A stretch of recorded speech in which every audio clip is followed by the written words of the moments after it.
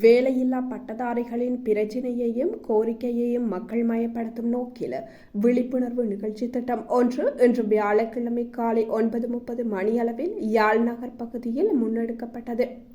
வடக்கு மாகாணத்தில் உள்ள வேலையில்லா பட்டதாரிகள் ஒன்றிணைந்து மேற்கொண்ட இந்த விழிப்புணர்வு செயற்திட்டத்தில் துண்டு பிரசுரம் வழங்கல், மக்களின் கருத்துக்களை உள்வாங்கல் போன்ற நிகழ்வுகளை வேலையில்லா பட்டதாரிகளின் கோரிக்கைக்கு வலு சேர்க்கும் வகையில் முன்னெடுக்கப்பட்டது. ஆரம்ப நிகழ்வு உலக தமிழாராய்ச்சி மாநாட்டு படுகொலை நினைவு தூபி முன்றலில் காலை 9:30 மணிக்கு ஆரம்பமாகியது. அதனைத் தொடர்ந்து யாழ் நகர பகுதிக்குள் பேரணி இடம்பெற்றதுடன் பட்டம் பெற்றுவிட்டு தாங்களும் சாதாரண வேலைகளைத்தான் செய்கின்றனர் என்பதை எடுத்துக்காட்டும் முகமாக வீதியை கூட்டுதல், குப்பை வண்டியை தள்ளுதல் போன்ற விழிப்புணர்வு செயற்பாடுகளும் முன்னெடுக்கப்பட்டன. தமது பிரச்சினைகளையும் கோரிக்கைகளையும் மக்கள் மயப்படுத்தி தமக்கான தீர்வை பெற்றுக்கொள்ள வலு சேர்க்கும் நோக்குடன் இச்செயற்பாட்டை முன்னெடுத்தனர். வணக்கம். நான் வடக்குமான வேலையில்லா பட்டதாரி சங்கத்தோட தலைவராக இருக்கிறேன். என் பேர் சர்வானந்த சிவம் சசிகரன். நாங்கள் படித்து பட்டம் படித்து தகுதி இருந்தும் வெளியில ரோட்டில் நிற்கிறோம்.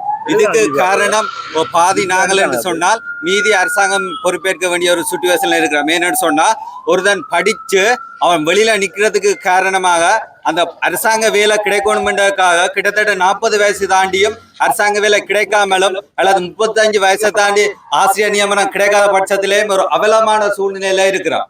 இதுவரை காலமும் நாங்கள் கவர்னர் ஆபீஸ்ல இருந்து ஒவ்வொரு மெம்பர் ஆஃப் பார்லிமெண்டோ சரி எங்களோட கோரிக்கைகள் 800க்கு மேற்பட்ட லெட்டர்கள் வரைக்கும் அரசாங்கத்துக்கு அஹிம்சை வழியில போராட்டம் நடத்தி கொண்டு வந்திருக்கிறோம். அஹிம்சை வழியில நாங்கள் டாக்குமெண்டேஷன் ஏதோ சரி நாங்கள் செயல்பட்டு கொண்டிருக்கிறோம். எங்களுக்குள்ள எந்த ஒரு பிரிவினவாதமும் இல்லை. நாங்கள் வடக்கு மாநிலத்தில் உள்ள 5 டிஸ்ட்ரிக்ட்ல இருந்து இன்றைக்கு விழா பிள்ளைகள் வந்து நிற்கிறோம். அதுக்கு காரணம் வேலை பசி. எங்களுக்கு கடந்த கால அரசாங்கத்தின கட்சி கட்ட நிமிடங்கள்ல 3000 வேகன்சி யாழ் மாவட்ட வடக்கு மாநிலத்துல ஃபில் பண்றதுக்காக அப்ரூவல் காணப்பட்ட வேளையில அந்த அப்ரூவல் இப்ப எங்க போய்விட்டது. மாறினது அரசாங்கம் தானே தவிர அந்த வேகன்சி சேஞ்ச் ஆகல. அதே வேகன்சி இருக்கும் என்று சொன்னால் அதையே இப்ப ஃபில் பண்ண சுச்சுவேஷன்ல இருக்குது. வரப்பு உயரத்தான் நீர் உயர, நீர் உயர நெல் உயர, நெல் உயர குடியுயரம், குடியுயர கோணியரும். நாங்கள் வரப்பில நிக்கிறோம். எங்கட வரப்பை உயர்த்தினால்தான் நீர் உயரும். அதே நாங்க கடைசி கட்ட இதுல இருந்து ஆரம்ப கட்டத்தில இருந்து வளர்ச்சி காணாத நாடு எந்த ஒரு சந்தர்ப்பத்திலும் வளர்ச்சியை எட்டாதுன்றது எங்களுடைய ஒரு எண்ணமாக காணப்படுது. இந்த இடத்துல நாங்கள் உள்வாரி வெளிவாரி வெளிநாடு பட்ட படிப்பு என்ற எல்லாத்தையும் தாண்டி அனைவருமே யுஎஸ்சி அப்ரூவலோட இருக்கிற பட்டதாரிகள் தான். இதுல எல்லா சப்ஜெக்ட்லயும் இருக்கிறோம். எங்களுக்கு வட மாநிலத்துல குறிப்பா வர்றது நாடு முழுக்க 30,000 ஆசிரியர் நியமனம் வழங்கப்பட போகின்றது அண்மை காலங்களில் செய்தி பரவி வருகின்றது. ஆனால் வடக்கு மாகாணத்துல அந்த 30,000த்துல 5 மாவட்டத்துக்கும் பொதுவா எத்தனை வரும்? அதுதான் எங்களுடைய முதலாவது கேள்வி. 5 மாவட்டத்துக்கும் குறைந்தது 5000 பேருமாக இருப்பேன். இந்த மாவட்டத்துல உள்ள வேலையில்லா பிரச்சனை, வேலையில்லா பட்டதாரி என்ற பெயரே அழிஞ்சு விட்டுடும். ஆனால் எங்களை கடந்த காலங்கள்ல ஒரு 500க்கும் குறைவான கார்டர் லிஸ்ட் தான் ஃபில்அப் பண்ணப்படுகின்றது. எங்களுக்கு நியாயமான தீர்வு வேணும், அதுவும் நிரந்தர தீர்வு வேணும். அண்மை காலங்களில் நாங்கள் எவ்வளவு கோரிக்கை வச்சாலும் எங்களுக்கு கிடைக்கிற ஒரே பதில் அரசாங்கம் தற்பொழுதுதானே வந்தது என்று சொல்லியே 4 மாதங்கள் கடந்து விட்டது. ஆனா அதே பதில் எங்களாலும் சொல்ல முடியும். நாங்கள் படித்து 5 வருஷமாச்சு, 5 வருஷமாச்சு, 10 வருஷமாச்சு ஆகிவிட்டது என்று சொல்ல முடியும். திருப்ப நாங்கள் சமூக வேறுபாடு என்று பட்டதாரிகள் என்ற ஒரு எண்ணக்கருவோட வேலை தேவை என்பதற்காக திருப்ப தொடர்ந்து ரோட்டில் வீதியில் எங்களை ஆர்ப்பாட்டங்கள் போராட்டங்களை முன்னெடுத்து வந்து கொண்டு இருக்கிறோம். இதுவரைக்கும் அஹிம்சா வழியில் தான். இன்றைய தினமும் அஹிம்சா வழியில தான் எங்களோட கவனஈர்ப்பு நடவடிக்கை இருக்கின்றது. இன்றைய தினம் செய்கிற கவனஈர்ப்பு நடவடிக்கையாவது நாங்கள் பப்ளிக் ரிவ்யூ, பப்ளிக் ஒப்பீனியன் எங்களுடைய நிலைப்பாட்டை ஒரு ஆஸ் ஏ சிட்டிசனா, ஸ்ரீலங்கன் சிட்டிசனா ஒரு பப்ளிக்கா அவை எப்படி உணர்கிறார்கள், அவர்களால் எங்களுக்கு ஒரு சொல்யூஷன் தர முடியும். அவர்களால் எங்களுக்கு அரசாங்க வேலை பெற்றுத்தர முடியாது. பட் அவர்களால எங்களுக்காக ஒரு குரல் ஒன்று கொடுக்க வேண்டும். நாங்கள் கம்மிங் வீக் அடுத்த கிழமை 20ஆம் தேதி கச்சேரிக்கு முன்னால் ஒரு ஆர்ப்பாட்டம் ஒன்று செய்வதற்கு, அஹிம்சா வழியில ஒரு போராட்டம் செய்வதற்கு தயாராகி கொண்டிருக்கிறோம். அதற்காக கட்டாயம் காணாமலாக்கப்பட்டவர்களுக்காக, காணாமலாக்கப்பட்ட உறவுகள்லாம் போராடணும் என்ற கட்டாயம் இல்லை. தோட்டத்துல வெள்ளத்துல அழிந்தவர்களுக்காக அதுல பாதிக்கப்பட்டவர்கள்லாம் போராட வேண்டிய அவசியம் இல்லை. நாங்கள் பட்டதாரிகள் மட்டும்தான் போராட வேண்டிய அவசியம் இல்லை. பட்டதாரிகள்னு சொன்னா ஒவ்வொரு வீட்டிலையும் பேனை பிடிக்கிற பிள்ளை இன்று வரைக்கும் வாழ்ந்தோடு தான் இருக்கு. அந்த பிள்ளை நாளைக்கு ரோட்டில் இறங்க கூட, அந்த பிள்ளைக்கு நாளைக்கு அரசாங்கம் பதில் கொடுக்க வேணும். எல்லாரும் யூனிவர்சிட்டியை விட கொலிச் ஆஃப் எஜுகேஷனுக்கு வேலை கிடைக்குமென்றதுக்காக உடனே போகின்றார்கள். தற்சமயம் யூனிவர்சிட்டி கிடைத்துமே வேற வேலை செய்பவர்கள் இருக்கின்றார்கள்.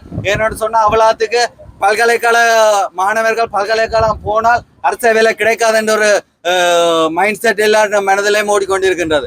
எங்களுக்கு அதை மாற்றணும். அப்படின்னு சொன்னா இங்க இருந்து மாற்றத்தை தொடங்கணும். எங்களுக்கு கொடுக்குற வேலை எங்களுக்கு கொடுக்குற நியாயமான தீர்வு இனி வர்ற எல்லா சந்ததிகளுக்கும் இது ஒரு நல்ல ஒரு முன்னுதாரணமா இருக்கும். அவங்களும் கஷ்டப்படக்கூடாது. நாங்கள் தனிப்பட்ட இதுல நாங்கள் 150 பேர் இருக்கிறோம்னு சொன்னா இந்த 150 பேரும் 3000 பேர் வடக்கு மாநிலத்தில் உள்ள 3000 பேரையும் வெளிப்படுத்த ஒரு நோக்கத்துக்காக இருக்கிறோம். இவ்வளவு பேற்ற குரலுக்காகவும் எங்களோட சேர்ந்து குரல் கொடுக்கறதுக்காக 20ஆம் தேதி ஒரு அகிம்சாவளி போராட்டம் செய்வதற்கு சமூகத்திலிருந்து ஒவ்வொருவரையும் திரட்டுவதற்காக இன்றைக்கு நாங்கள் துண்டு பிரசுரம் விநியோகிக்கவும் அவர்களுடைய தெளிவூட்டுவதற்காகவும் எங்களுடைய கண்டகேசன் ட்ரெஸ்ஸோட வந்திருக்கிறோம். இதை நாங்கள் உதாசீனப்படுத்துவதற்கு எதுக்குமாகவே இல்லை. நாங்கள் பட்டதாரி என்றதை விளங்கப்படுத்துவதற்காக எங்களால் தனியா எங்களுக்கு சில தீர்வு உங்களுக்கு தனியார் துறையில நியாயமான சம்பளத்தோட நிரந்தர வேலை கிடைக்கும் என்று சொல்லி அது அரசாங்க தரப்பிலிருந்து ஒரு அரசாங்கத்துக்கு தெரிவாக சென்ற பார்லிமெண்ட் மெம்பர் ஊடாக அப்படியான பதில்கள் வரும்போது எங்களுக்கு அது தேவையில்லை. எங்களுக்கு தனியார் துறையில வேலை எடுப்பதற்கு அரசாங்கம் தேவையில்லை. அது எங்களால முடியும். இதுல இருக்க எல்லாருமே தனியார் துறையில வேலை செய்து கொண்டுதான் இருக்கிறாங்க. தனியார் துறையில வேலை தேடுவதற்கு அரசாங்கம் தேவையில்லை. எங்களுக்கு கேட்கிற தீர்வு நியாயமான தீர்வு, நிரந்தர தீர்வு, அரசாங்க வேலை. வயசு போகுது. எங்களுடைய வாழ்க்கைக்கு எங்களுக்கு தகுதி இருக்கிறபடியா கேட்கின்றோம். எங்களுக்கு தகுதி இல்லாமல் கேட்கவில்லை. எங்களுக்கு தகுதி இருக்கு, திறமை இருக்கு. எங்களுடைய குடும்ப நிலைகளையும் எங்களுடைய பொருளாதாரத்தையும் கருத்தில் கொண்டு இந்த அரசாங்கம் எங்களுக்கு முழுமையான ஒத்துழைப்பையும் ஆதரவையும் வழங்கி நியாயமான தீர்வு கூடிய விரைவில் கிடைக்கும் என்ற நம்பிக்கொண்டு இந்தியா போராட்டத்துக்கு வருகை தந்திருக்க அனைவருக்கும் இந்த சந்தர்ப்பத்தில் நன்றியை தெரிவித்துக் கொண்டு எங்களுடைய கோரிக்கையை ஒவ்வொரு மொழி தாண்டியும் கொண்டே சேர்ப்பதற்காக வந்திருக்கின்ற எங்களுடைய மீடியா நண்பர்கள் அனைவருக்கும் இந்த இடத்தில் மனமார்ந்த நன்றிகளை தெரிவித்துக் கொள்கிறேன். நன்றி. நான் தர்ஷினி, பட்டதாரிகள் சங்கத்திலிருந்து உறுப்பினராக வந்திருக்கிறேன். நாங்கள் பலதரப்பட்ட ஆர்ப்பாட்டங்களையும் செய்து எத்தனை விதப்பட்டும் எங்களோட வறுமை கோடுக்குள்ள தள்ளப்பட்டிருக்கோம். பொருளாதார நிலைமை என்னது அரசாங்கத்துக்கு தெரியும். அப்படி என்றாலுமே உண்மையிலேயே வயசு கூடினார்கள் இனி வேலை என்னது கிடைக்கிறது கஷ்டம்.